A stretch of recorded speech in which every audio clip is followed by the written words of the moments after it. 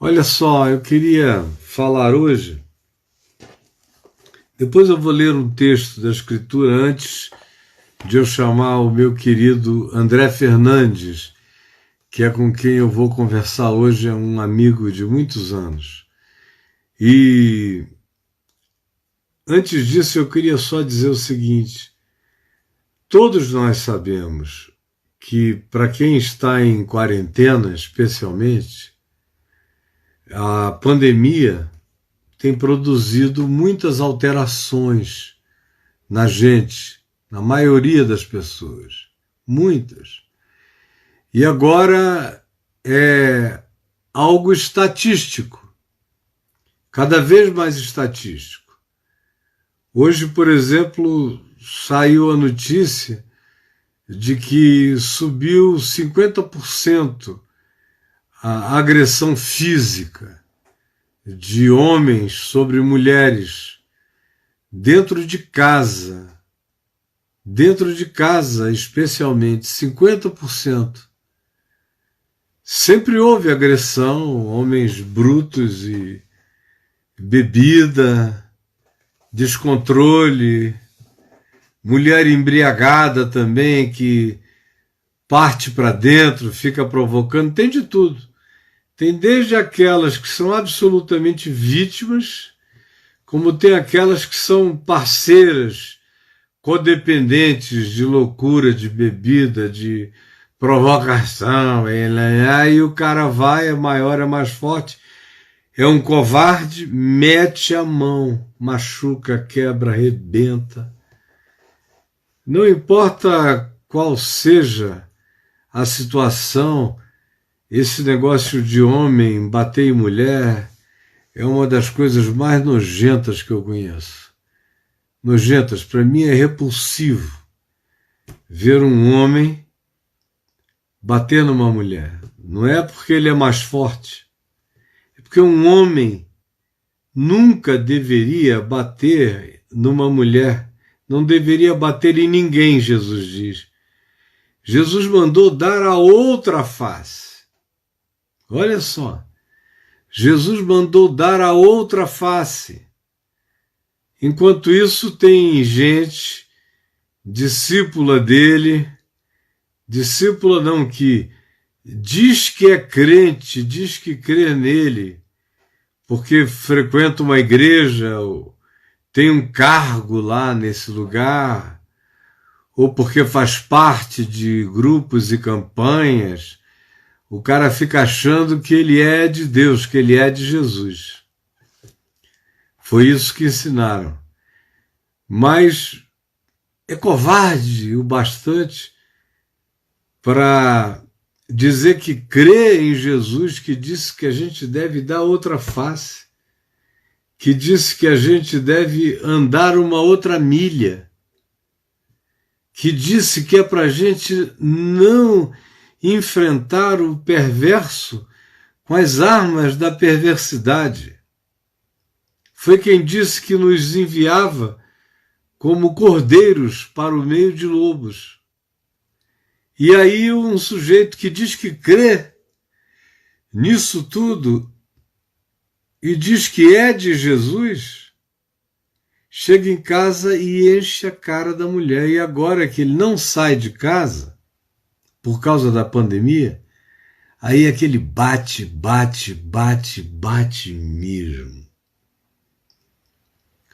E tem muita gente que está me assistindo aqui que sabe, que vê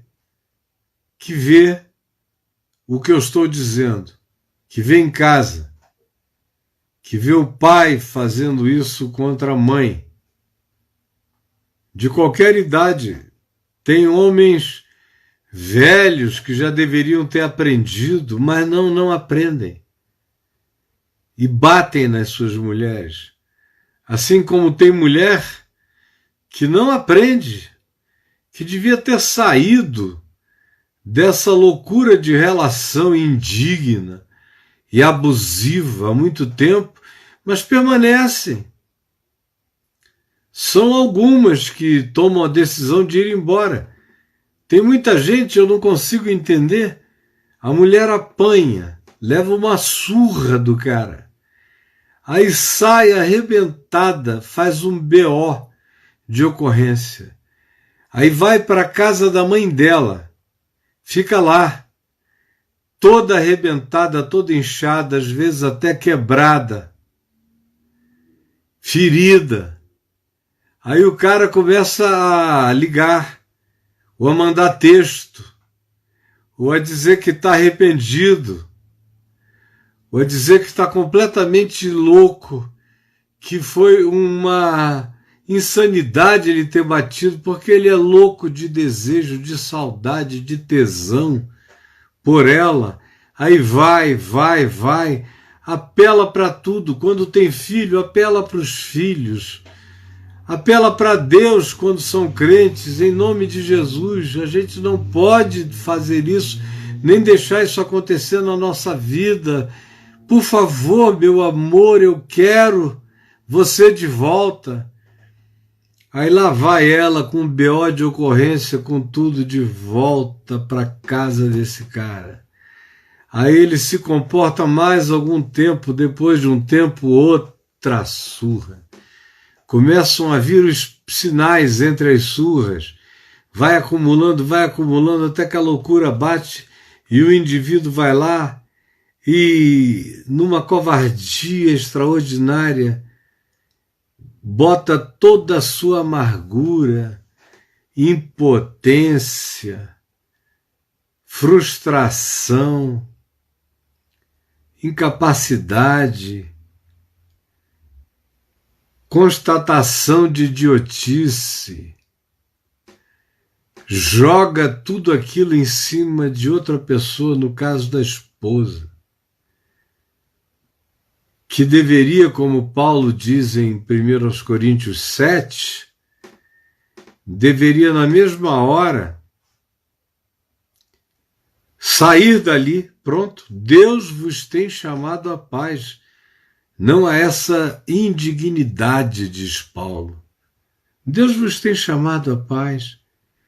Não foi para qualquer outra coisa, casar para viver sob a tutela do ódio, da raiva, da ira, olhando para a mulher, olhando para o marido, não mais como se fosse o teu amigo, o teu querido, teu amor, a pessoa em quem você disse que sabia e conhecia o bastante porque ela era confiável e o amor era verdadeiro, os sentimentos eram sinceros. E agora você está aí fugindo. A gente começa a fugir primeiro os olhos. E a primeira coisa que começa a fugir são os olhos. Os olhos não olham mais um dentro do outro. Estão sempre um palmo ou dois em alguma direção, mas nunca na pessoa. Os olhos começam a fugir. Aí quando os olhos começam a fugir, tudo começa a se desconectar. É tão forte isso. Como os olhos, de fato, são a lâmpada do corpo. E a gente comunica a nossa luz, ou quem nós somos, ou o que nós temos em relação ao outro, através dos olhos, mais do que através de tudo. Os olhos. Os olhos. São essas piscinas da alma.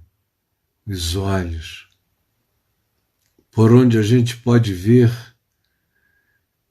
praticamente tudo. Embora uma pessoa cega me assistindo aqui agora, que não tem olhos para mostrar, pode ter certeza, emana de você uma energia equivalente àquilo que os seus olhos mostrariam.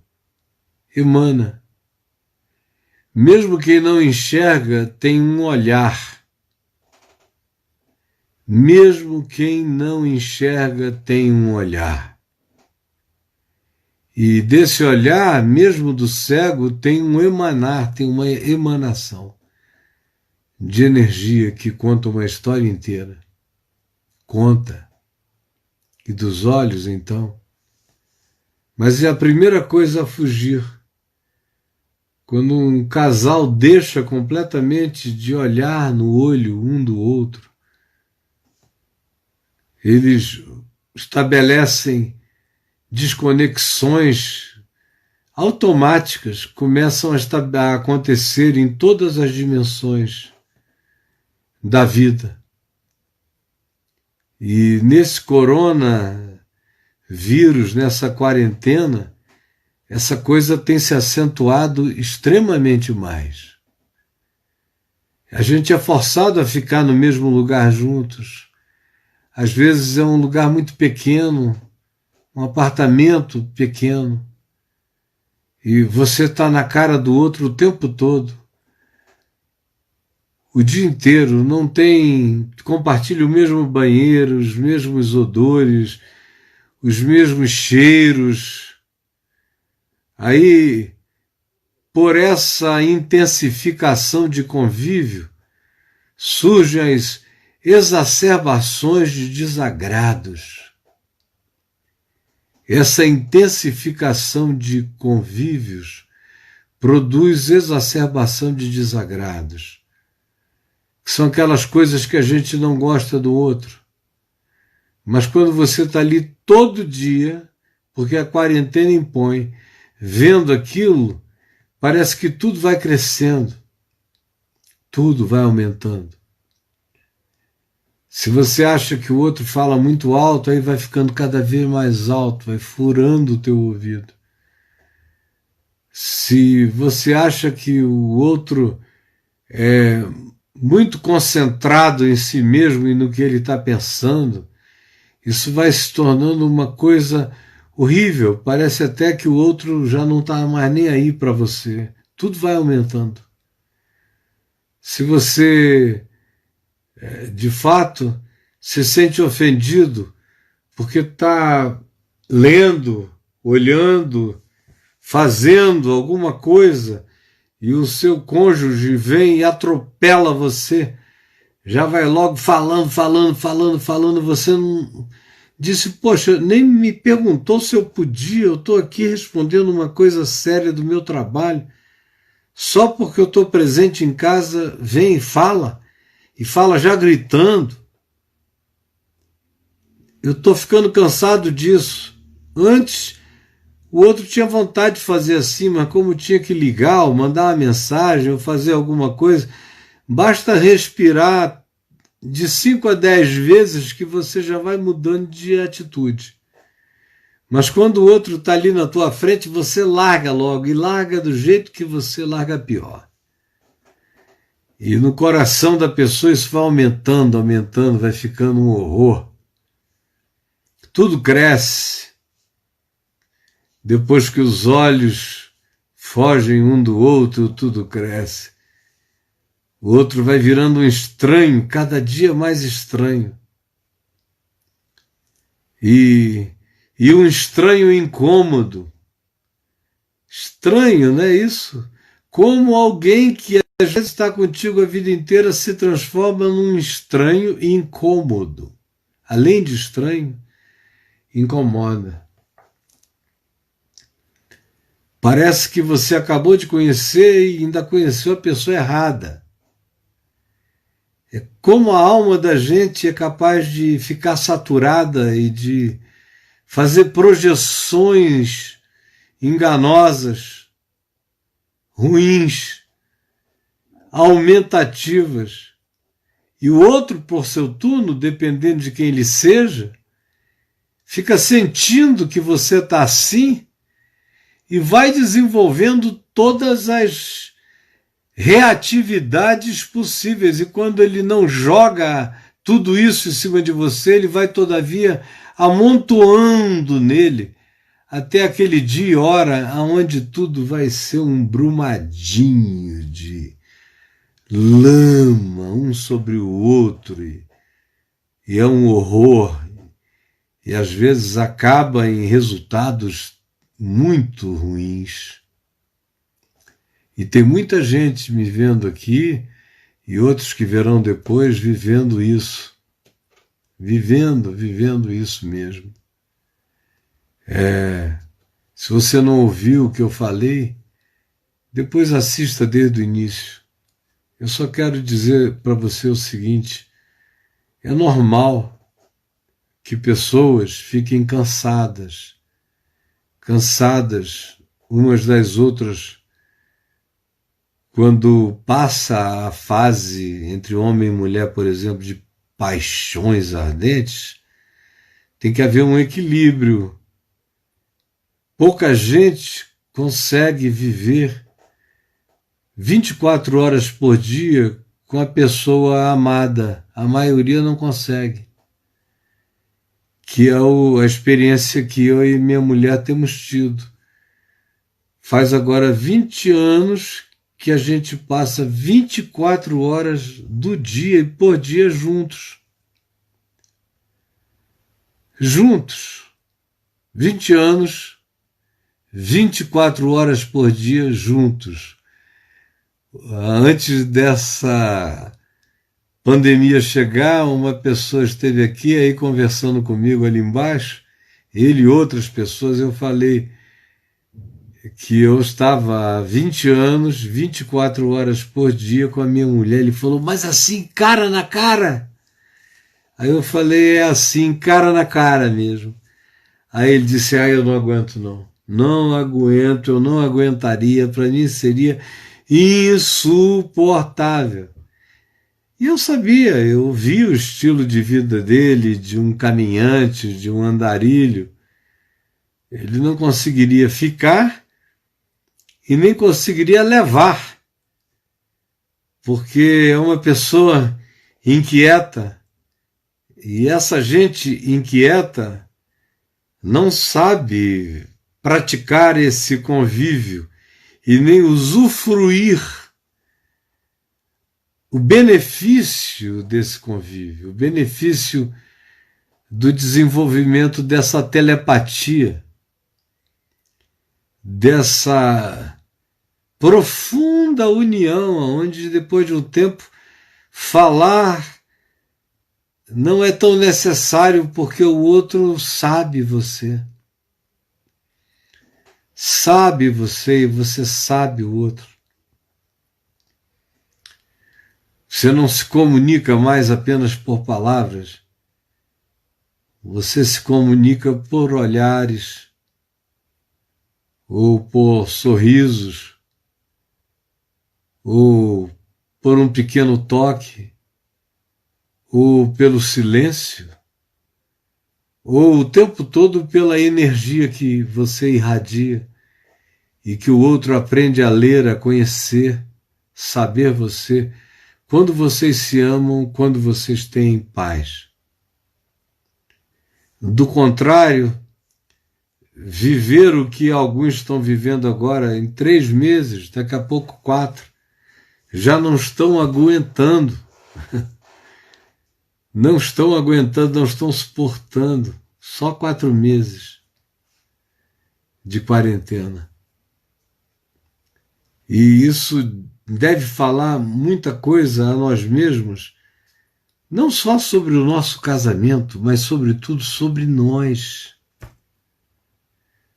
Sobre por que a gente não consegue ficar quieto no nosso próprio coração e dar espaço de liberdade para o outro, de falar, de dialogar, de dizer. Parece que quanto mais obrigado a estar junto, menos capacidade de conversar, de dialogar se tem, e apenas mais potência para o embate, para o choque, para a gritaria, que se transforma em violência, em abuso. Tem gente que nunca tocou no outro, mas, meu Deus, quanto espancamento verbal, muito espancamento verbal, muitos assassinatos, homicídios e assassinatos verbais para todo lado. E não adianta, você não vai sair correndo. Você tem que aprender a aquietar seu coração, a segurar essa ansiedade. A gente está no meio de uma coisa muito esquisita, no planeta todo. E se você está, especialmente você que está preocupado sinceramente com a quarentena e com as possibilidades do Covid, você está numa circunstância de mais diferenciação ainda. E tudo isso é muito sutil. E eu estou falando agora com as pessoas mais calmas, não com as exaltadas e briguentas, porque essas brigam mesmo sempre. Eu estou falando agora com você que não era disso, entendeu? E que está percebendo que isso está chegando, está acometendo, está alterando. Você está alterada, ele está alterado, vocês estão alterados. Tem uma coisa esquisita, tem uma energia de impaciência, de grosseria, brotando. Era algo que você normalmente não conhecia e agora isso está aparecendo. Preste atenção, porque o outro é só o outro em maior intensidade, mas ele é a mesma pessoa com quem você escolheu viver. Então, há uma parte dessa estranheza que você está desenvolvendo em relação ao outro que tem a ver só com você. Às vezes, tudo tem a ver só com você. Outras vezes não. Tem umas certas coisas que você não gosta nele, nela, mas por causa desse convívio intensificado, você passou a implicar com elas, e elas foram se exacerbando. Então, é seu dever, é sua hora de chamar tudo para o tamanho que as coisas têm, para o tamanho que elas possuem, quando a gente está vivendo com o entrar e sair normal da existência, sem uma intensificação de convívio. Agora eu estou falando com a maioria desses que estavam vivendo até bem e que agora, nesse período, sentem que algo se entremeteu e está tudo criando intensificações e alterações que antes não existiam. Então, examine no seu coração a você mesmo. Porque o que era do outro e cresceu porque você deixou algo dentro de você aumentar. Aumentar. Porque é normal. Qualquer convívio mais intenso, todo mundo, na maioria das vezes, precisa de um distanciamento de qualquer um. Precisa de um silêncio, precisa de outro cenário, depende de cada pessoa, de cada indivíduo, não há uma regra para isso. Cada um tem que aprender qual é a natureza do seu limite e, se possível, torná-lo mais extenso, alargá-lo, ampliá-lo, dilatá-lo, se ele for estreito demais.